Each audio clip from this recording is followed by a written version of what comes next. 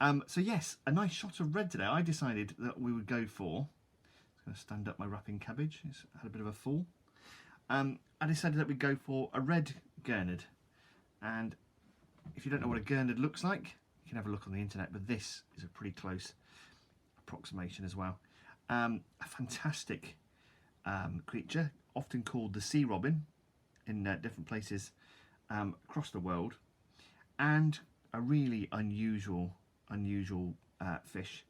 A bottom feeder, bottom dwelling fish, and there are 3 species, pretty much considered 3 species of Gurnard in this country, or if you've ever been to the Gurnard's Head in Cornwall, it's called a Gurnard over there, like a Bernard, for some reason.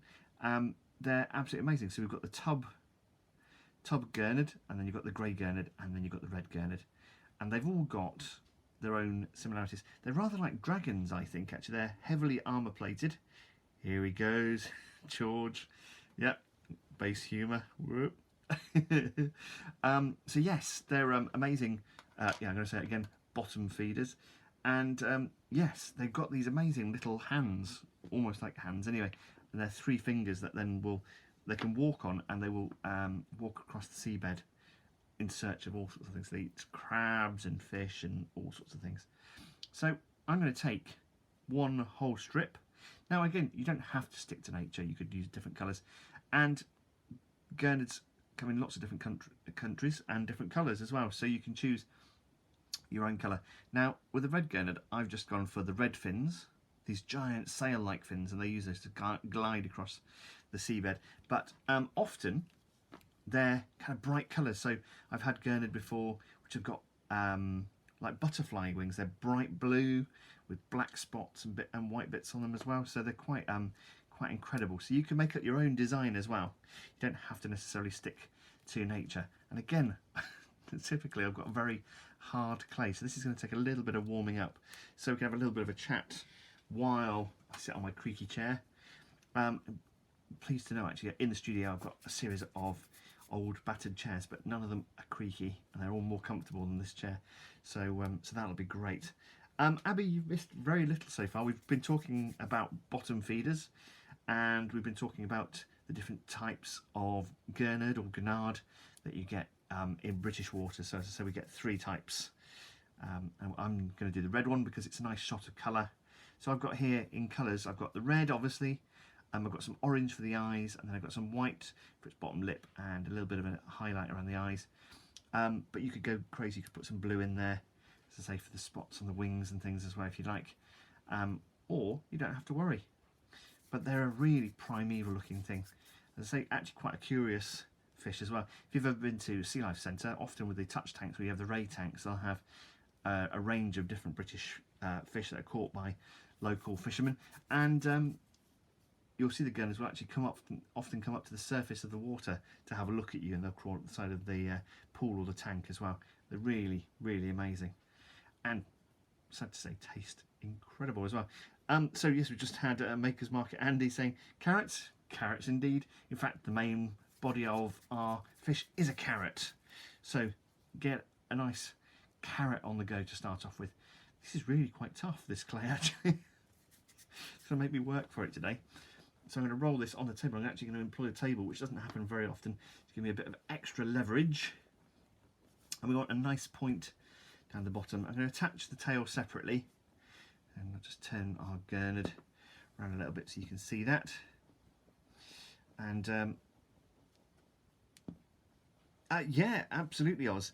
There are incredible fish in the UK, really quite exotic. When I was in Wales last summer, we'd made and restored some old prawn nets, so we went prawn fishing, which wasn't terribly successful, but what I did catch in amongst all the seaweed was a cuckoo wrasse, a baby cuckoo wrasse, and that was an incredible thing. Have a look at them online. They are absolutely incredible, like electric blue and turquoise and all this marbling, a bit like a parrotfish, but it was about the size of a 2p, really tiny, absolutely amazing.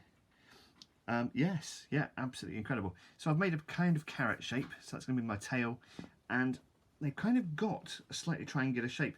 If I turn Gurnard around, you can see he's got a bit of a flat top to the head. Now they have a ridge of armour essentially that runs down there, and their heads and the gill cases are incredibly tough, almost like plastic. It's incredible, and it runs along the fins and as I say, around the gill coverings, and they've just got this incredible face, very much like a dragon. So what I'm actually going to do now is start to pinch out the top of the carrot shape, like so.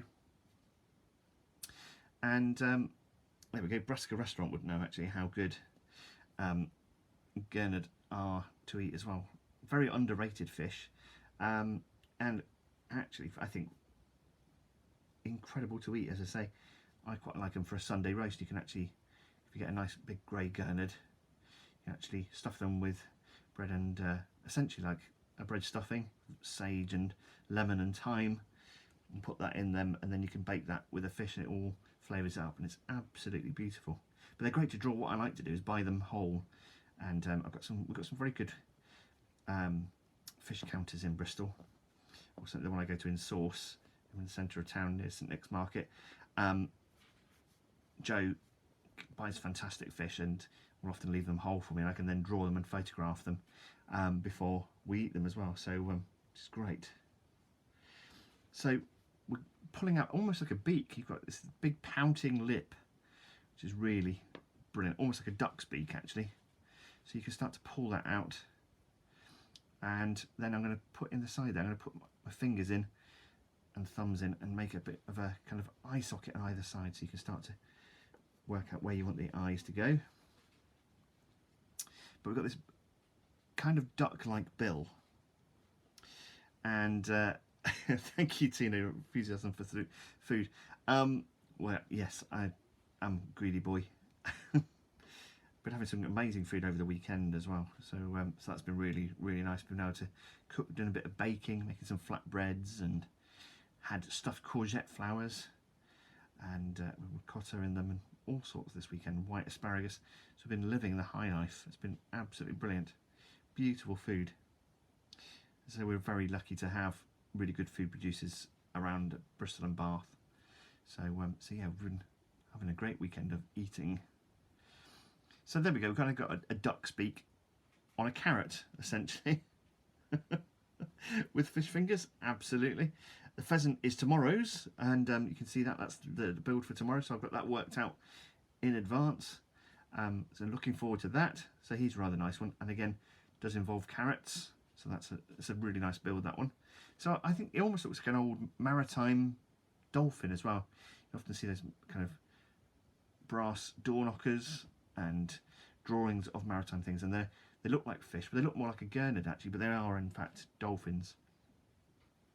But there we go, I think that's rather nice. So I'm going to leave that like that, I think. Actually, I'm going to put a gill covering in, so we're going to take a tool and draw in or press into the clay where you want the gill to go. So I'm going to turn that around so you can see it, and if it goes wrong, that has a little bit, you can always just smooth it over and sculpt it in, and I'm going to press around the inside. I'm going to show you like this so you can actually see what I'm doing. So I'm impressing the clay around the gill so it actually goes in a little bit, and that makes the gill slightly raised as well. There we go, one of your favourites to eat and also to catch at Brusca Restaurant. Amazing. I've never gone fishing for them. I've not had much experience of fishing. I'd love to do some more sea fishing. We often go down to Lyme Regis, and we used to go out with Harry May on the Marie F. It was one of our favourite boats, and line catch mackerel, and that's a real favourite thing to do. But I'd love to catch a Gurnard, or go squid fishing is another thing I'd really like to do as well. But that must be brilliant, absolutely amazing. Lovely. So I'm going to put the other gill cover on the other side. So I'm going to work my way around like so, and again push the clay in behind it, and that just makes it sit a little bit behind the gill, and there we go. It's starting to look really nice. You could carry that gill covering underneath the chin as well if you want to, but most of that's going to get covered up, so I'm going to put a white underbelly on there as well. There we go. So that's starting to look like it looks like a very old, say like a maritime. Ooh, internet's on the go slow. Hopefully that's staying connected for you. Live stream is paused. Right. Ah, that's interesting. So, lost the internet. Let's see, we're back on. I don't know if you saw that. There was a bit of a pause in the action there. Hopefully the internet's going to be a bit more stable in my studio. I can certainly go onto 4G and shoot like we did the other day, so so don't panic. You've not really missed a great deal. Ed, how you doing? Very nice to see you aboard again. So yes, there we go. I'm going to put a tail on now. So I'm going to take a small piece off here, about a square of clay, and warm that up as well. So the advantage of having tougher clay is that it is a bit sturdier. Oh, Milo's enjoying it. That's brilliant. And it does make it much firmer later on for adding things. It makes it a little bit tougher to put together, but it does have benefits later on. And as I say, you end up with a much sturdier model. So I'm going to make a kind of triangular tail shape now. So I generally start with a ball, which seems a little bit counterintuitive, but it's easier to kind of get your hands working and get the clay nice and warm. And I'm going to squash the ball down and then start to pinch out that tail shape. So I'm going to put a bit of a indent in there like so, almost like a heart actually. It's much more like a cartoon heart. It did pause for you as well. Lost us for a bit. Yeah, hope, like I say, I didn't do anything. I just waited to see. Hopefully it would catch up as well. Yes, baryonyx we can suggest as well. Yep, absolutely fine. I'd save you suggestions till I think Thursday. We're going to have a Thursday draw this week because I'm having a weekend off. So I'm going to have Friday off and Saturday and Sunday. So, so that's rather nice. There we go. So nice tail like so, fish tail. And you want to go quite thin with it if you can. Keep it nice and thin, not too chunky. There we go. That might be a little bit big. Let's offer it up and have a look. I quite like it. It's nice and cartoon. I can take a little bit off this end instead. So if you're finding it's a little bit on the fat side, then just take some clay off. And lovely. There we go.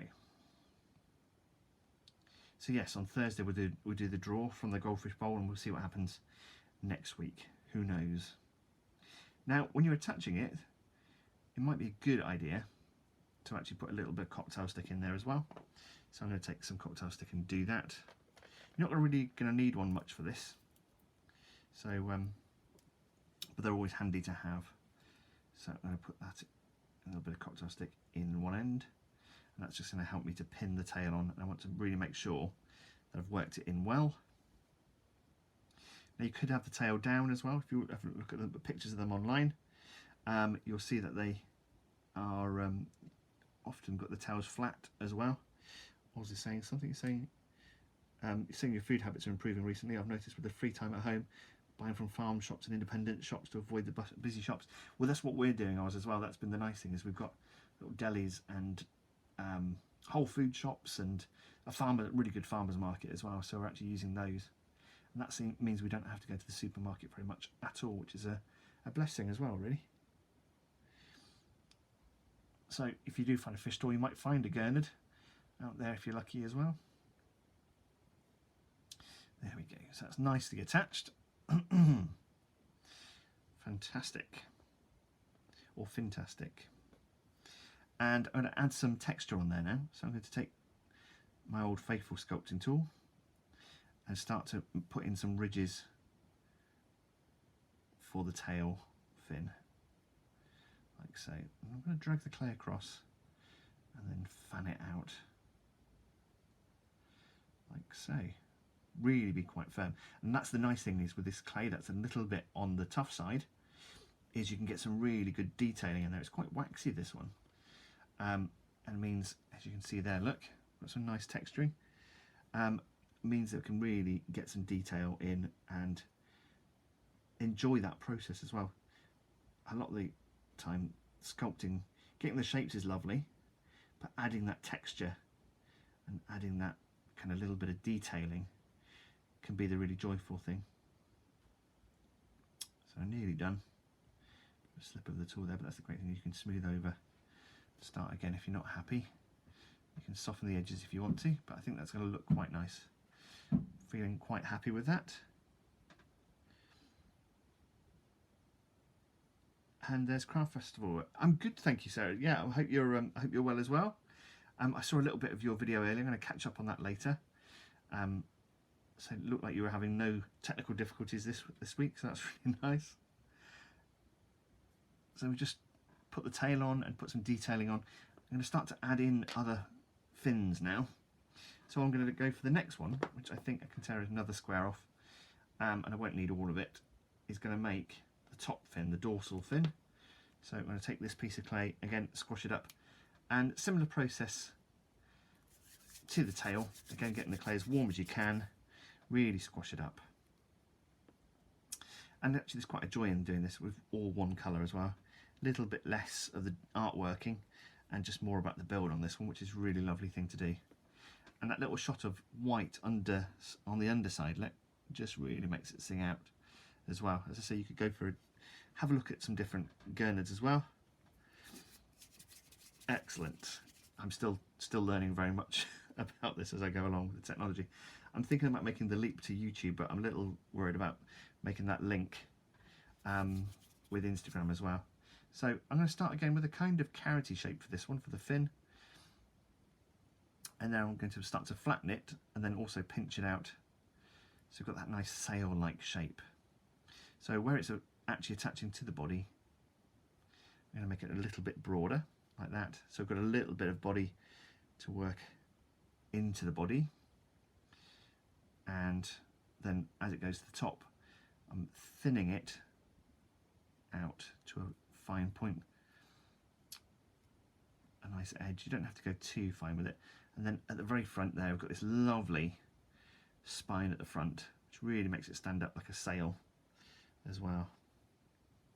So have a bit of fun with it, really. You could make outrageous fins to go on your Gurnard.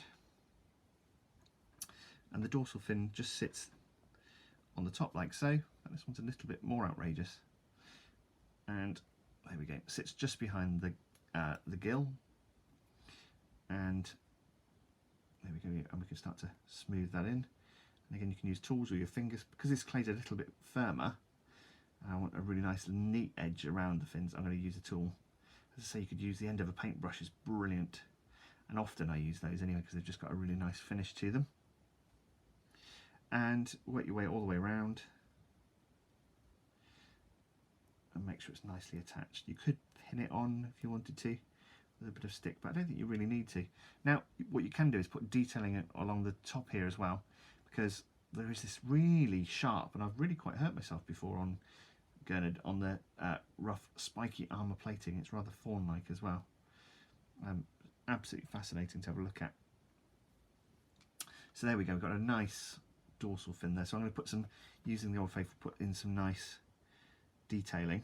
And talking about gill, if you remember I spoke to Alex Pole a little while ago about blacksmithing. Well, Gil Meller, amazing chef, was on Al's thing on Saturday at the forge, and they were cooking pork and cooking knives and forks as well. So yeah, you can do amazing courses. So that was what he was doing, and it was really nice to see some wood-fired cooking going on and people making incredible crafts as well. And also the Craft Festival, who've seen popped up on here as well, have a series of weekly chats on Instagram Live with craftspeople who are attending the Crafts Festival this year as well, which I think is going to be in September. So so have a look at that as well. In Bobby Tracy, and yeah, absolutely incredible artists and craftspeople on there as well, and a lovely place to visit. It's beautiful over there. Lovely. There we go. So we've got a nice fin in there. As I say, you can play around with the proportions a bit as well. Thank you. So we're going to add a bit of these two fins here. They've got at the back. They're going to kind of open up a bit like Very similar to cod actually in construction actually. And I'm going to make some little back fins, and again a bit like a carrot and flattened, and then I'm going to put a little bit of a kind of triangular shape on there really, and again a little bit fatter where it's going to hit the body, just gives us a little bit of body to work with, like so. You can make them a bit smaller if you find that you haven't got much space, but I think that looks quite nice and busy there.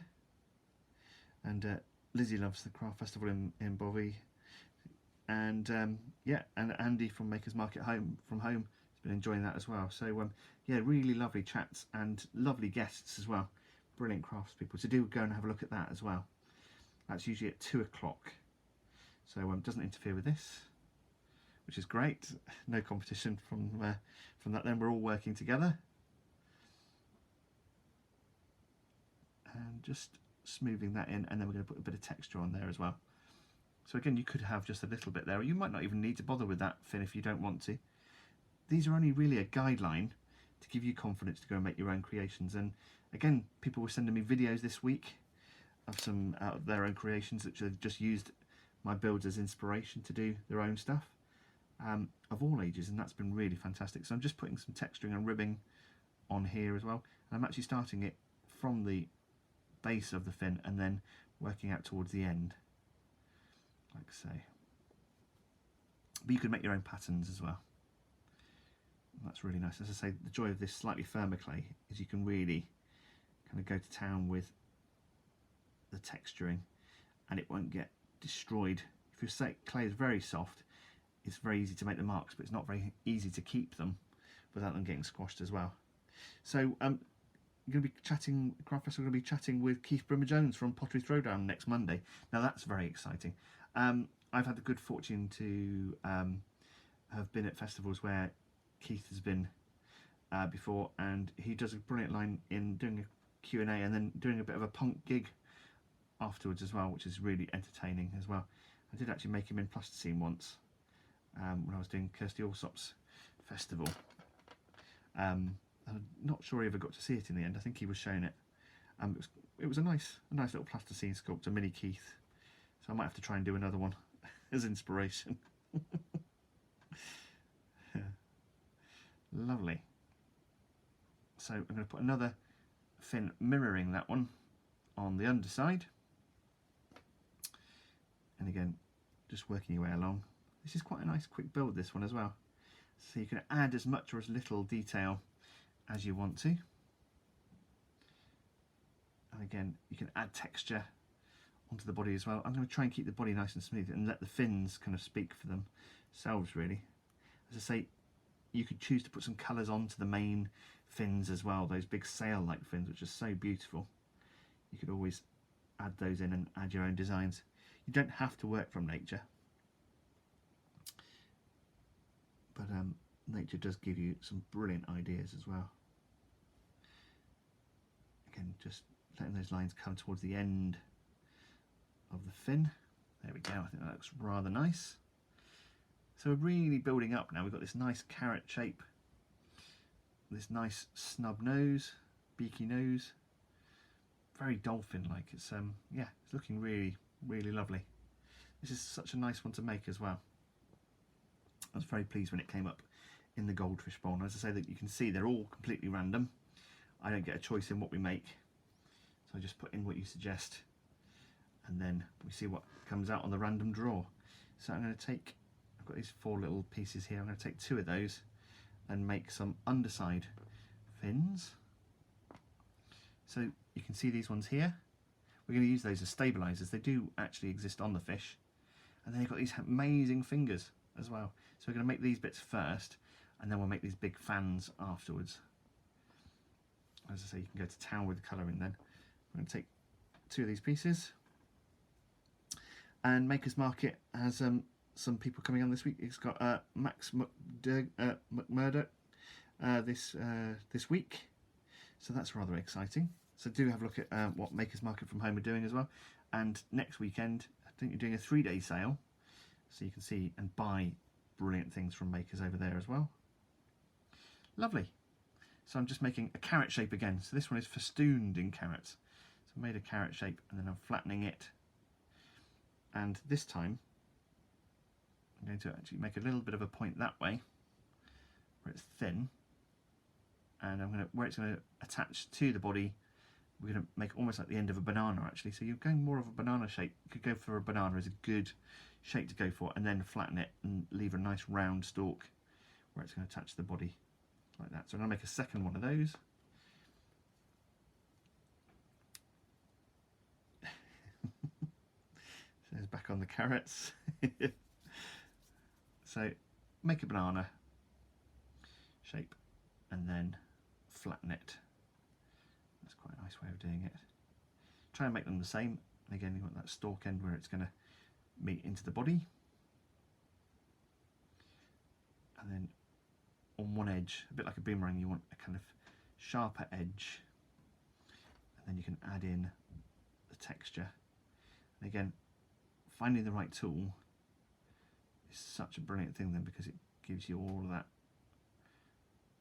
work. It does all the work for you essentially.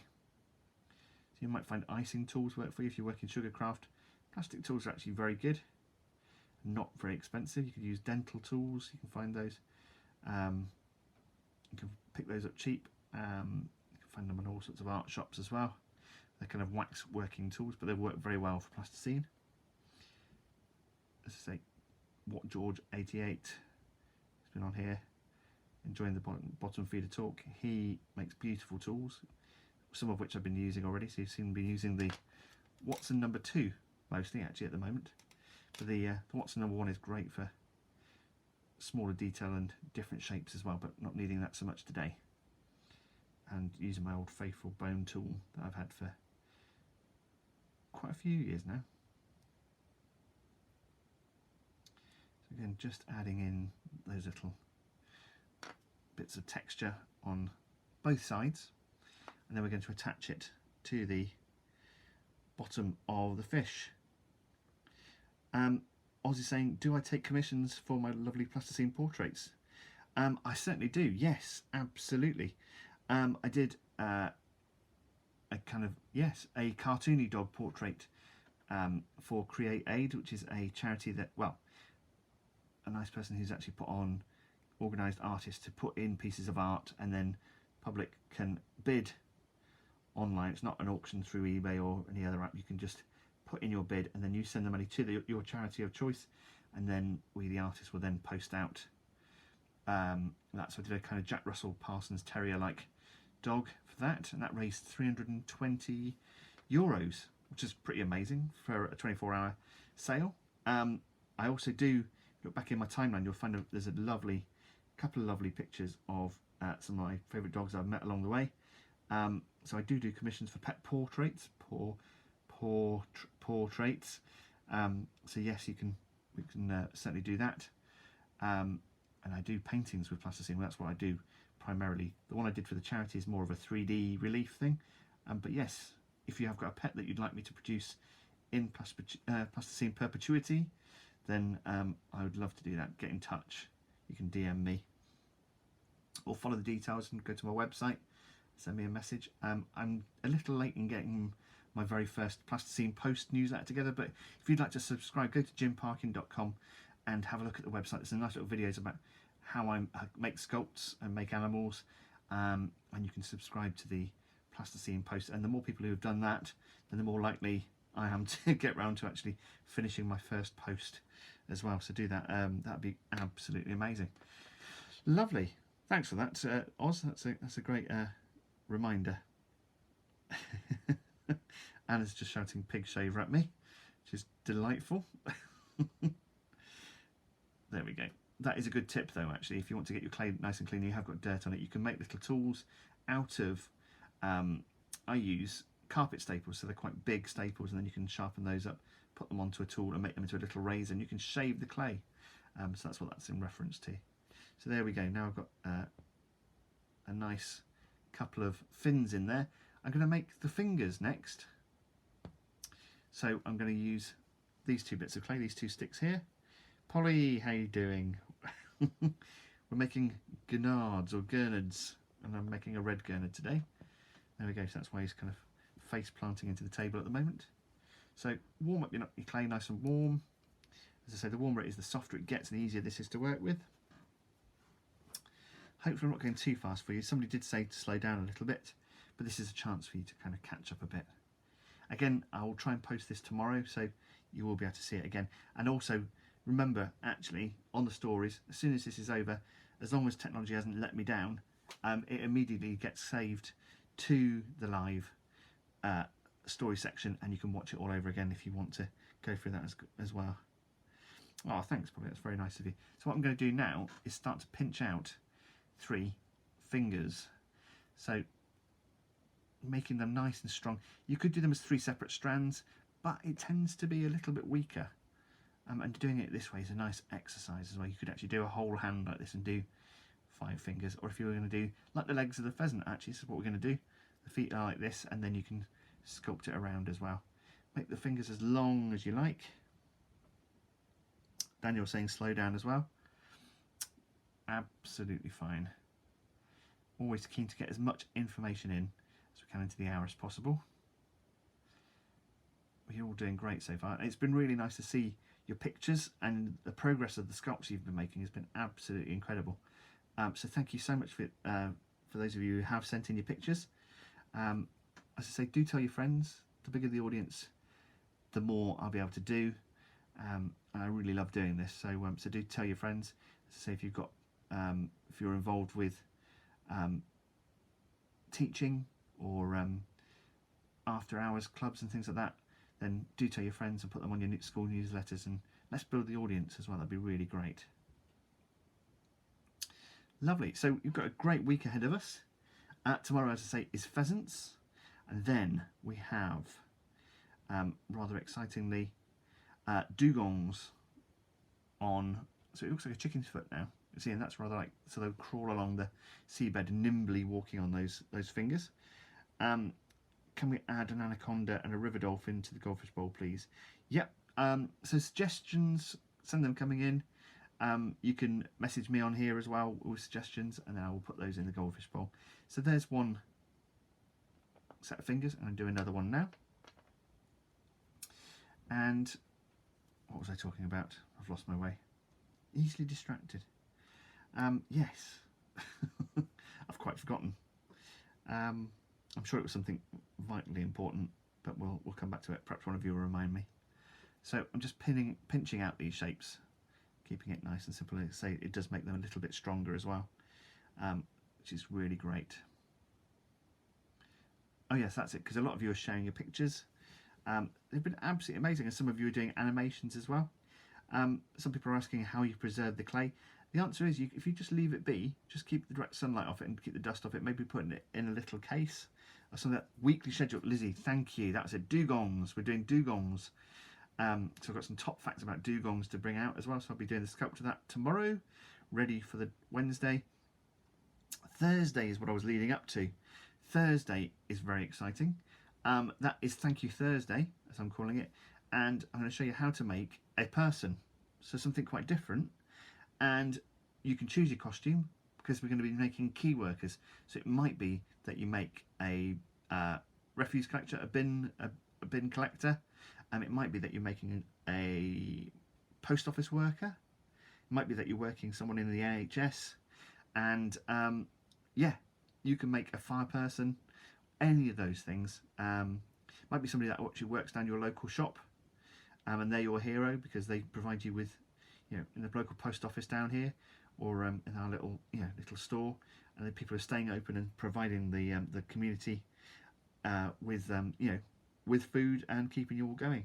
And yes, as Lizzie says, BDL MLR medic as well, still on call as well. So it's rescuing cetaceans and seals in trouble, and you know, a lot of it's done on a voluntary basis. So that's an amazing thing. So with all of this going on, still has that dedication to rescuing wildlife and seabirds as well. So Lizzie's rescued three birds since lockdown. I've sent you pictures as well of rescuing razorbills and guillemots and all sorts. So so you know, animals are still finding themselves in trouble. Maker's Mark Andy says, make Jim. I'm still in the bowl, but I haven't been picked yet. You know, I've been heavily tempted to preload the bowl with my name just to get it made, but I'm a stickler for the rules. I might break at some point. And as Lizzie says, all of the BDLMR, MLR, people are volunteers. It's all done on a voluntary basis, and I think that's all the more remarkable as well. You might want to make RNLI as well. Amazingly, the Royal Lifeboats Association is still manned, you know, by volunteers, and that's quite an incredible thing. So, so yes, you could make one of those. So, be showing you how to make a person, and then you can choose your key worker hero for the week as well. So I'm just going to clear a bit of space. So I've got these shapes now. I'm going to tear off these. So I've got these little chicken feet, really. This is what they look like a bit, isn't it, really? Or a bird's foot. So I'm going to make two of those, and I'm going to attach them to the underside.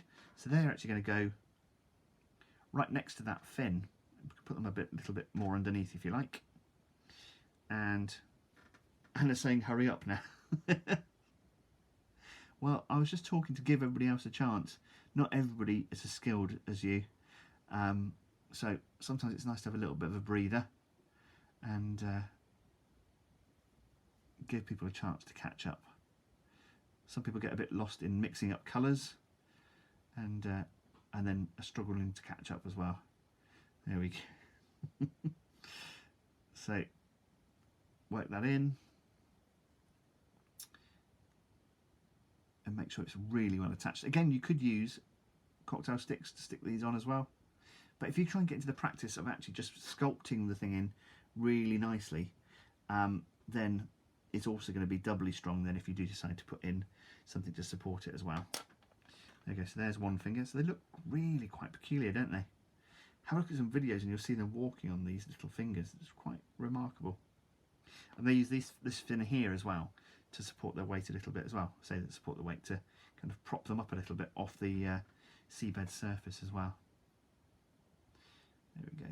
So working around and putting in the second of those little fingers. There we go. So you can spend a bit more time doing it than I am. And make sure you've worked all the way around. And Oz is yet to start. Well, there'll be time for it, Oz. That's absolutely fine. Time for all of this. So just make sure you've got that nicely worked in together, and then you can position the fingers like that, so it gives it a good position. There we go. So it's finally standing, and Anna's already made a human. Well, brilliant. I'm pleased for you, Anna. I'm really pleased for you. But for those of us who haven't, then that's something we can do on Thursday. So I'm going to take this piece of clay now, and I'm going to take off a square. And Mama Lady Christie says, how many parents check in on their kids making and see all of our kids giving you an ear bashing as well? Yeah, I don't get paid for this. You know, this is do try and be nice. So I'm going to split that in half and use these two halves to make these nice sail-like fins. So squash that up. And we're going to start with a round ball, as with a lot of these things.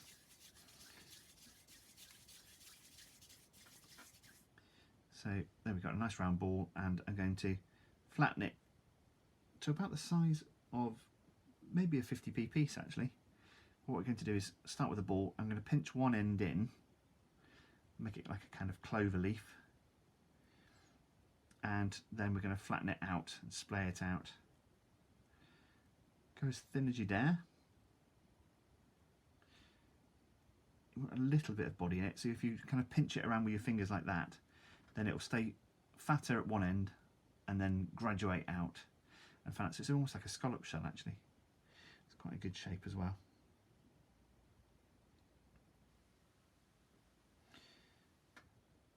So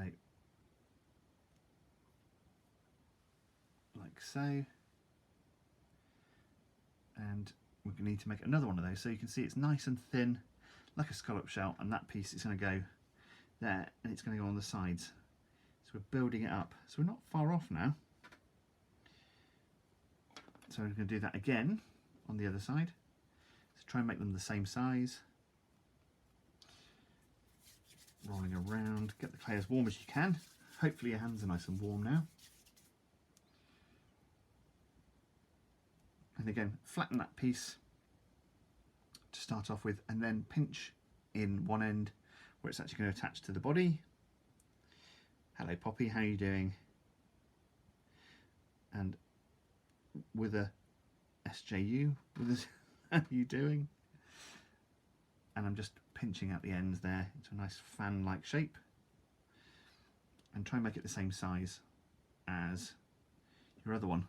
So offer them up and have a look. It doesn't have to be exactly, but close is good. So now I'm going to use my tool again to add in that radiating fan shape. And again, because this clay is really quite firm, I can get some really lovely detailing in there.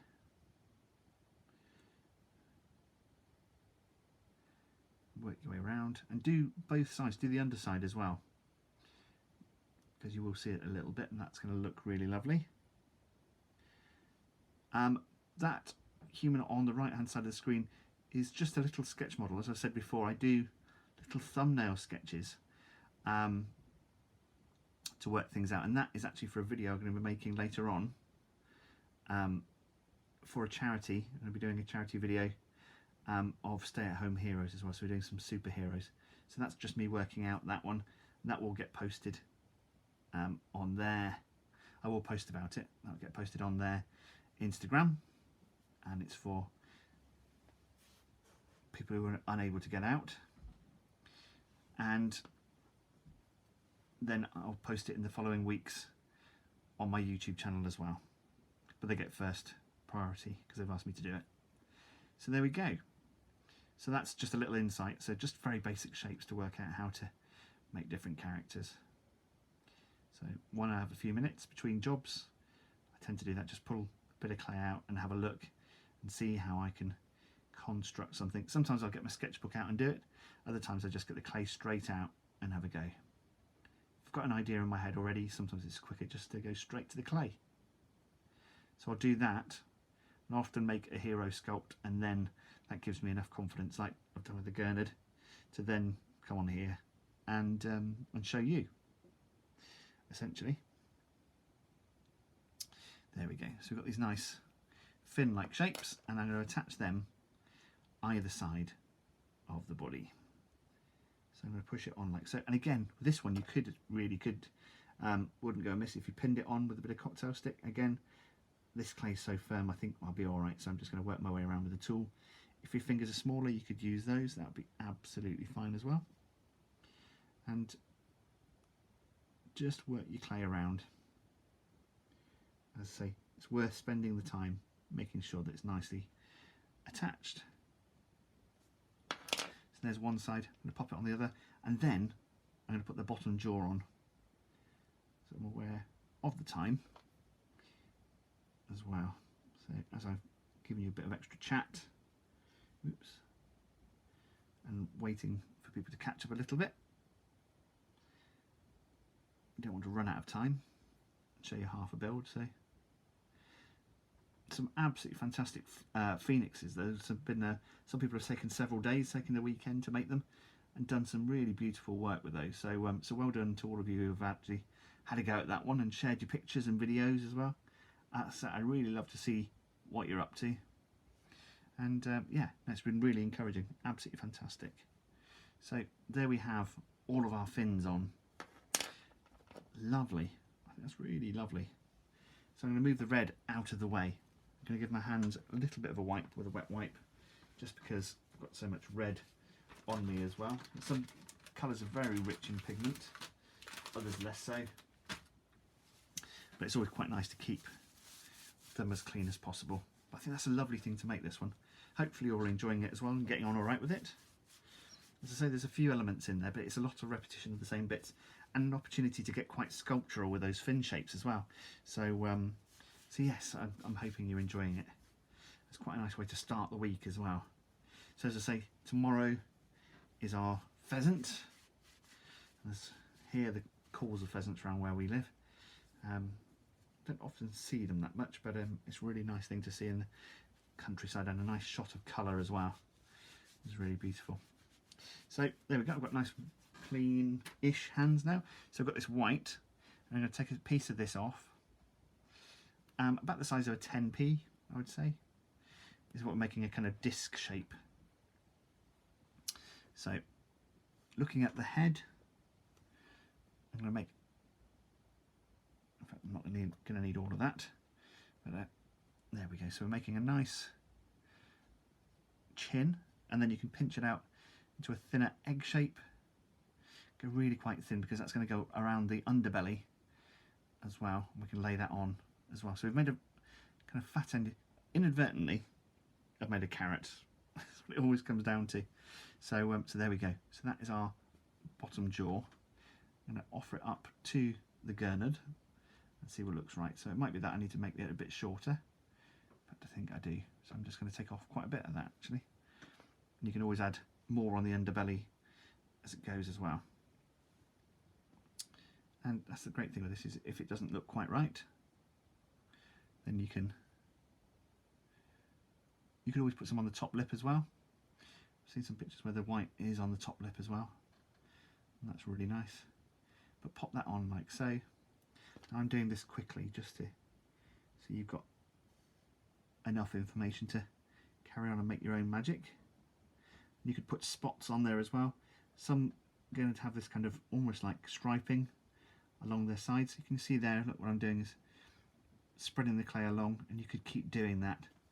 Bring that round as well, around the gills, etc. So you can spend a bit more time doing it, but that is showing you how it fits. Now we've had a few problems with that today. And Stop Motion 17 is making a family of ducks at the moment, and using my little white duck as inspiration. There we go. Lizzie's saying the screen stuck, but I think that's better now. Great. There we go. So what I'm going to do now is make the eyes. So we're nearly there. So 2 very small pieces of orange clay and rolling up. Connection has been a real problem today, and offer them up and see what looks best. So the good thing is we don't have to worry about making eye sockets or anything like that. We can just stick them in. If you give them a bit of a push in, they look more like a fish's eye as well. And again, another ball of orange clay, and if you push it on as the ball, then you can see whether it looks right or not. So there we go. That is our eyes on. And a small ball of black clay, quite a lot smaller. So we're almost there now. And I've really enjoyed this one. This has been such a joy to make, and something different. We've not had many fish. So we've had the goldfish, and we've had the coelacanth, so we've not been doing too badly. There we go, there's a nice flat black disc for the eye. And again on the other side, pop that on, like so. And I'm going to put a tiny dash of white, a little dot of white. So I actually made a little, but don't lose it, there's one piece, really super tiny. I don't even sure you can see that on screen, but the tiniest little fleck of white. So I'm going to use the table to roll it out, and then I'm going to pick it up with the tool, whoops, without dropping the tool. I'm going to pick that piece up and pop one on each side, on each eye, like so. So you can position it with your finger, and then you can use your finger or a tool to then drag it around, and that just gives a kind of a shine to the eye. There we go, like that. So I'm going to do the same on the other side. Pick up that tiny piece, and it really is small, a couple of meters in length, and then I'm going to just push the clay around and again you can kind of paint with it. There we go. Now on the fins you could do this. So on the top you could lay in along the top here, turn this over, you could lay in, before you put the texture on, you could lay on some colour, some bright blue with this red. Looks really great, and that's what some red going to do. Some have lots more colouring than others, and then there's a black dot. I think it's to kind of replicate an eye again, so it's to frighten off predators as well. But I'm going to keep it nice and simple for today. And there we have our second Bernard the Gurnard. So I've got so many models now. It's getting out of hand. So actually taking them to the workshop is going to be a bit tricky. So I'm going to put them in a tray and take them with me, and then I'm going to have a good display of them on the table, and I'll take some pictures so you can see a kind of rogues gallery as well. So there we have it. Hopefully you've got as much information as you need, and hopefully you're going to send me lots of pictures of your incredible Gurnards. I'll move this one over here a little bit so you can see it properly. So thank you so much everyone for joining me again on a Monday, and tomorrow pheasants, Wednesday dugong, and then thank you Thursdays with our key workers, and then excitingly on Friday it's going to be a video, but giant anteaters, so they're in the mix as well. So thank you so much. So do subscribe to my YouTube channel of Jim Parkyn, Parkyn. Check out the website, and you can sign up to my plasticine post. Please sign up to that, because the more people that get on there is going to spur me on to actually put something in print, and I'll be doing some little fact sheets and some extra little model instructions and bits and pieces on there.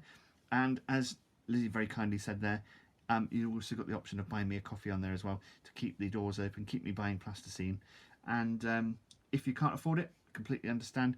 Tell your friends, tell anybody you can about it, and get more people to join. So thank you so much, and I'll see you at 3 PM tomorrow for thoroughly pleasant pheasants on Community Claytime. Have a great day.